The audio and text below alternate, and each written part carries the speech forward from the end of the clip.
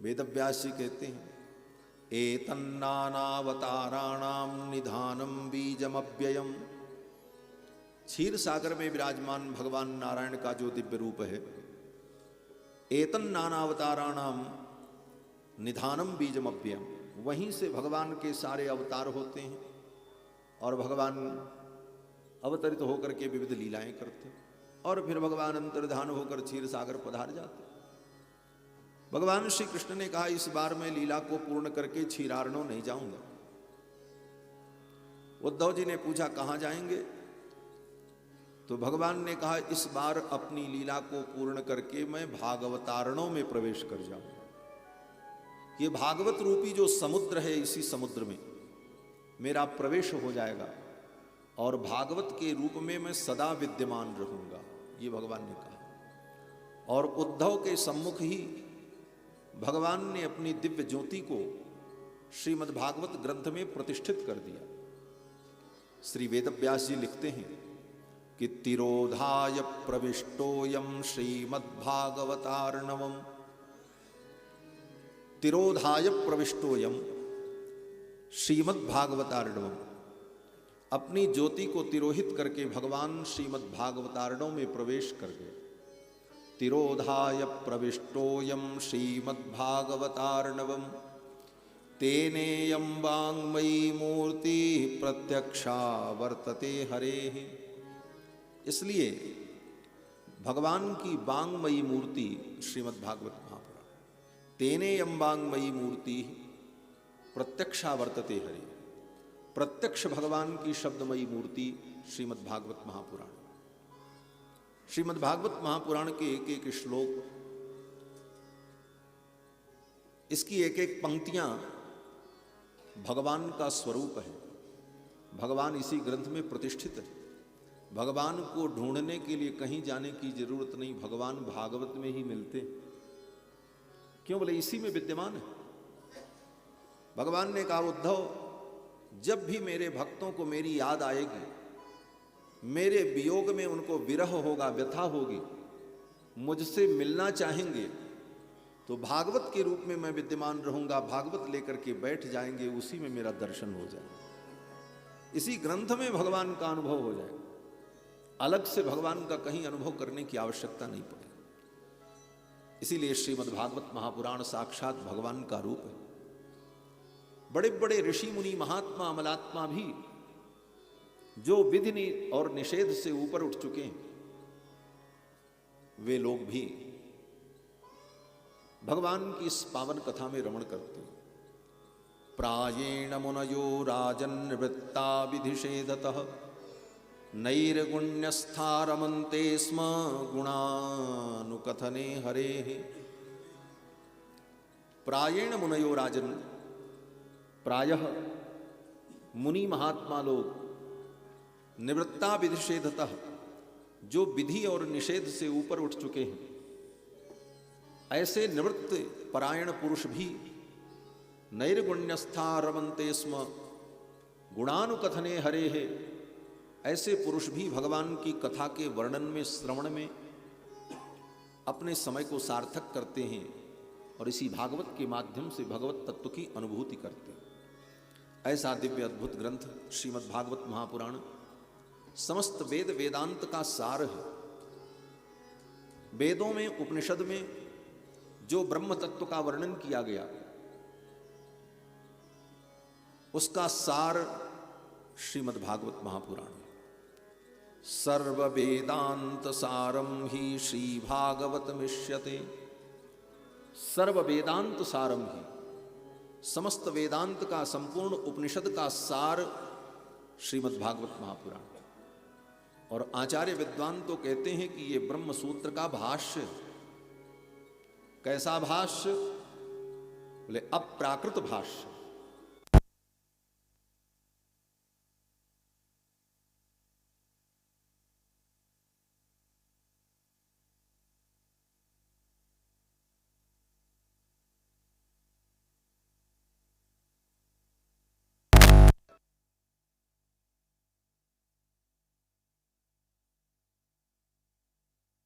का ब्रह्म का विवेचन किया गया।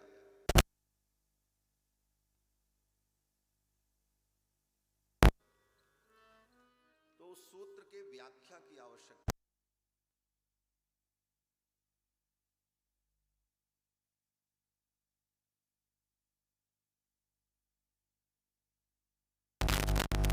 पर व्याख्या लिखी, भाष्य कर डाला।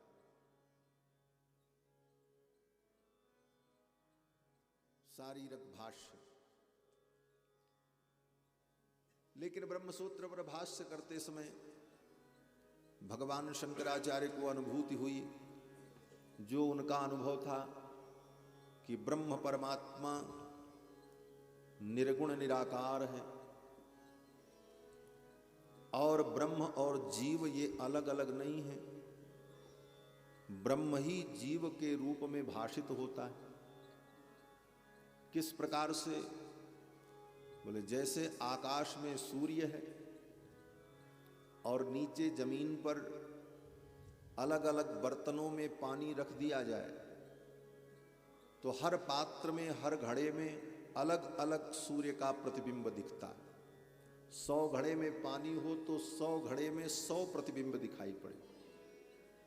प्रतिबिंब तो 100 हो सकता है, 1000 भी हो सकता है, लाख भी हो सकता है, लेकिन उस प्रतिबिंब का जो मूल आधार बिंब है सूर्य, वो तो एक ही है। तो वो प्रतिबिंब, हजारों लाखों प्रतिबिंब आए कहां से? बोले उसी सूर्य से आए। कैसे आए? बोले भिन्न भिन्न घट होने के कारण, भिन्न भिन्न पात्र होने के कारण, उन पात्रों में भिन्न भिन्न प्रतिबिंब होने के कारण प्रतिबिंब में अनेकता दिखाई पड़ी। लेकिन मूलतः प्रतिबिंब कोई वस्तु नहीं है। उस घड़े में रखे हुए जल के कारण सूर्य का प्रतिबिंब उसमें दिखता है। घड़ा फूट जाए, पानी बह जाए तो प्रतिबिंब कहीं कुछ नहीं है, बिंब ही सब कुछ है। इसी प्रकार से ब्रह्म परमात्मा एक है। उस परमात्मा का ही प्रतिबिंब अलग अलग घट में, घट माने शरीर, कहते हैं ना घट घट में साईं बस रहा। ये जितने घट हैं, जितने शरीर हैं, तत्त शरीरों में उस ब्रह्म का ही प्रतिबिंब, उस चैतन्य का प्रतिबिंब, चेतनता जो दिखाई पड़ रही है वह केवल घट भेद के कारण। घट समाप्त हो जाए, वो चैतन्य तो मूल रूप से ब्रह्म ही है। इसलिए जीव और ब्रह्म में कोई भेद नहीं है, जीव ही ब्रह्म है। अज्ञान के कारण जीव अपने को ब्रह्म से अलग समझ रहा है। मूलतः अभेद, भेद नहीं, अभेद। क्यों? बोले ब्रह्म सजातीय विजातीय स्वगत भेद शून्य है, उसमें कोई सजातीय भेद नहीं है। सजातीय भेद का मतलब ब्रह्म के समान उस जाति का कोई दूसरा ब्रह्म नहीं है, इति सजातीय भेद रहितत्व। विजातीय भेद माने ब्रह्म के अलावा दूसरा कुछ नहीं है। स्वगत भेद माने उस ब्रह्म में भी गुण गुणी, ज्ञान ज्ञानी, रूप रूपी, नाम नामी, इस प्रकार के भेद उस ब्रह्म के अंदर स्वगत भेद भी नहीं। तो इस प्रकार से सजातीय विजातीय स्वगत भेद शून्य ब्रह्म है। वही ब्रह्म हम हैं। अहम ब्रह्मास्मि तत्त्वमसि अयमात्मा ब्रह्म प्रज्ञानमानंदम ब्रह्म। इन महावाक्यों के द्वारा भगवान शंकराचार्य को जो अनुभूति हुई, जो उनका चिंतन हुआ या उनकी बुद्धि में जो प्रकाशित हुआ, तदनुकूल उन्होंने ब्रह्म सूत्र के प्रारंभ में अध्यास भाष्य की रचना करके उसी बिंदु को केंद्र में रखकर जीव ब्रह्म के अभेद सिद्धांत को मूल में रखकर संपूर्ण वेदांत सूत्र का उन्होंने भाष्य किया। ब्रह्म सूत्र को समझाने की कोशिश की, लेकिन आगे चल करके फिर भगवान रामानुजाचार्य प्रकट हुए। उन्होंने विचार किया ऐसा कैसे हो सकता है, ब्रह्म जीव दोनों एक हैं, दोनों ब्रह्म जीव एक ही हैं, जीव की कोई अलग सत्ता नहीं है। तब तो ये ज्ञान ज्ञानोपदेश ये सब मिथ्या है। शास्त्र में ब्रह्म और जीव के भेद का जो यत्र तत्र निरूपण है, उपनिषदों में ब्रह्म की अनेक शक्तियों का जो वर्णन है, उन वाक्यों का क्या अर्थ होगा, उनको कैसे समन्वित किया जाएगा, इन सब सारे विषयों पर विचार करके भगवान रामानुजाचार्य ने चिंतन किया कि इस बात को अगर हम ऐसे ही मान लेंगे तो श्रुति स्मृति सूत्राणाम अंतर्ज्वर समुपस्थिता, श्रुति स्मृति और ब्रह्म सूत्र में अंतर्ज्वर उत्पन्न हो जाएगा, परस्पर खींचातानी उत्पन्न हो जाएगी।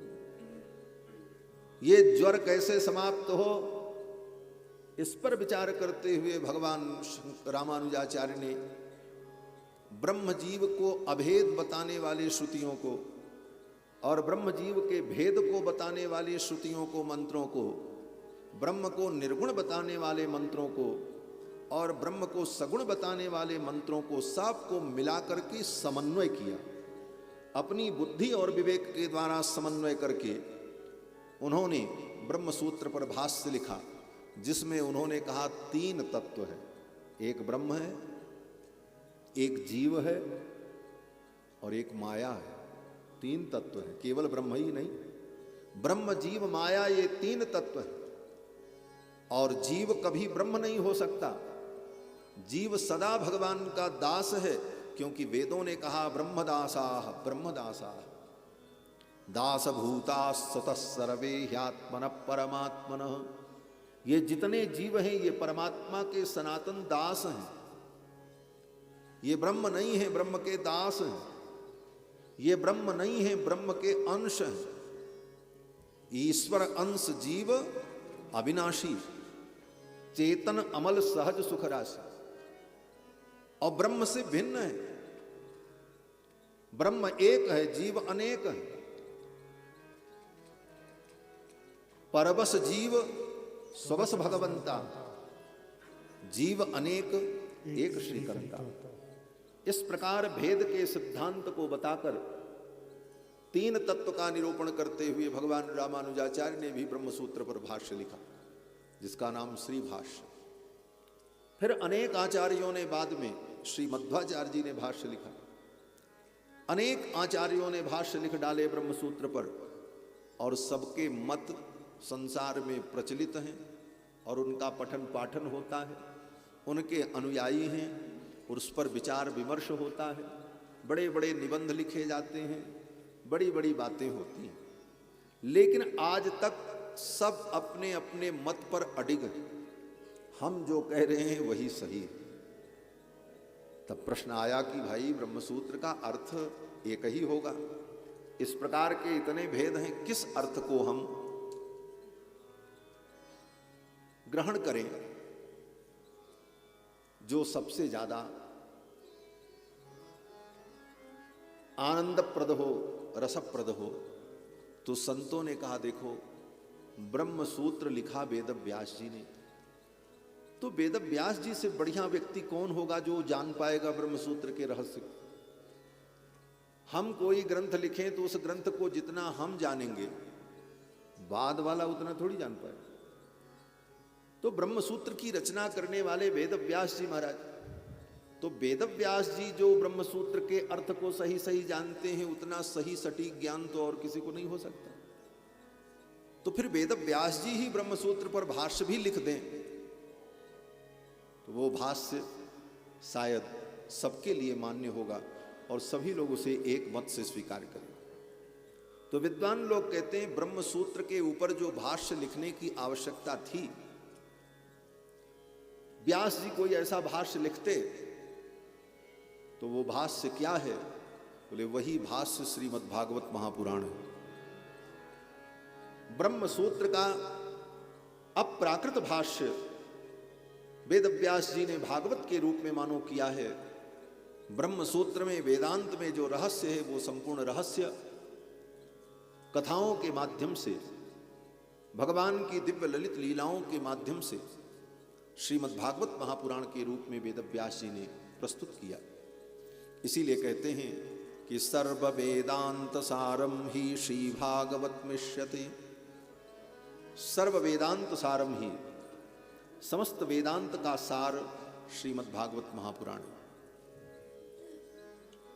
श्रीमद् भागवत महापुराण के महात्म्य का वर्णन, इसकी महिमा का वर्णन श्री वेदव्यास जी महाराज ने पद्म पुराण में 6 अध्याय में किया।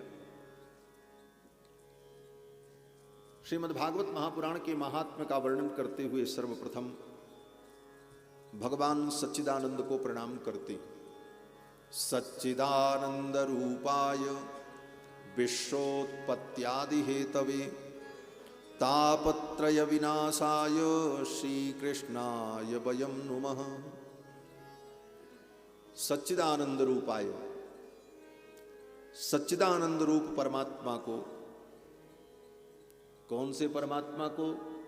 तो कहते हैं विश्वोत्पत्त्यादि हेतवे, जो संपूर्ण विश्व के उत्पत्ति, पालन और संहार के हेतु हैं, उनको।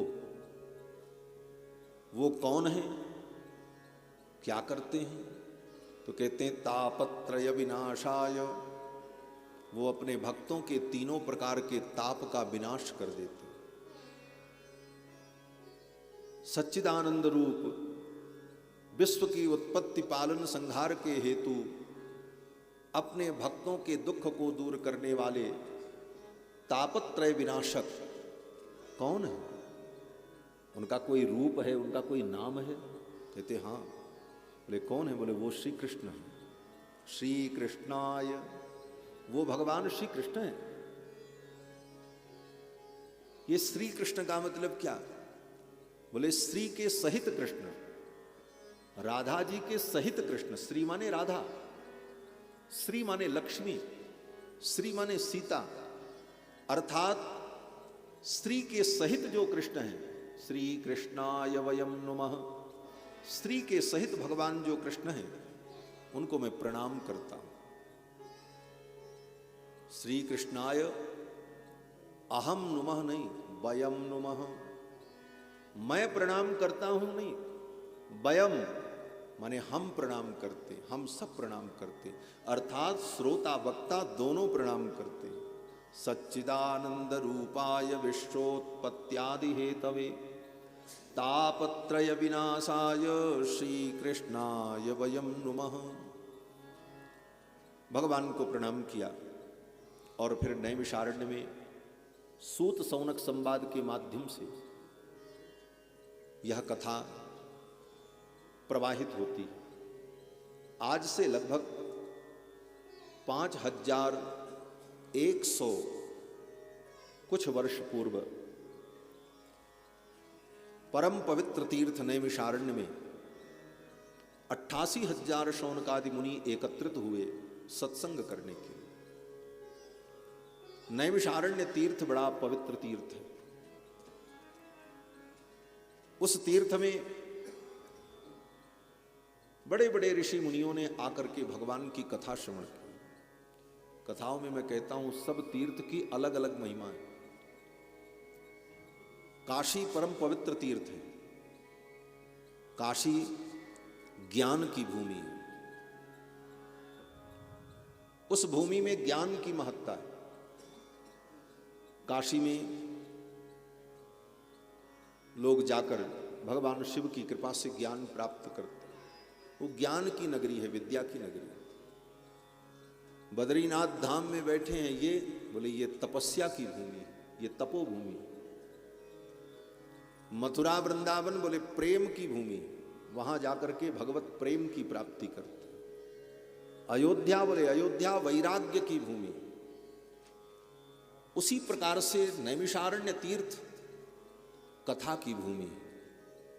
नैमिषारण्य में जितनी कथा हुई उतनी कथा दुनिया में कहीं नहीं। नैमिषारण्य की भूमि ने जितनी कथा सुनी है, सभी पुराणों की कथा, रामायण की कथा श्री सूत जी महाराज ने नैमिषारण्य में ऋषियों को सुनाया। नैमिषारण्य तीर्थ कथा की पावन पवित्र भूमि। नैमिषारण्य में 88,000 शौनकादि मुनि एकत्रित हुए और उन मुनियों ने श्री सूत जी महाराज के चरणों में प्रणाम किया और कहा, प्रभु आप कृपा करके हमें कथा सुनाओ। कैसी कथा?